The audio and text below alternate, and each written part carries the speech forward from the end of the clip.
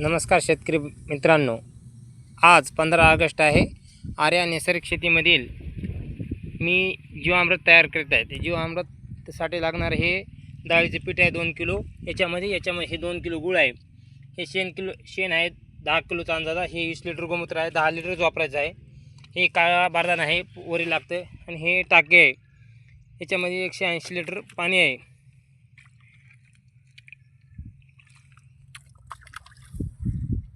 बघा, आता पहिल्यांदा सुरू आपल्याला शेण टाकायचं आहे, नंतर गोमूत्र, नंतर गूळ आणि पीठ, आणि नंतर 2 अंजळी माती.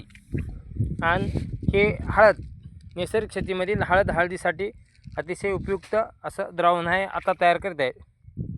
धन्यवाद. माझे नाव विश्वनाथ गोविंदराव होळगे, राहणार दापशेत, तालुका लोहा, जिल्हा नांदेड. Mobile number 97 64 02 52 09. धन्यवाद.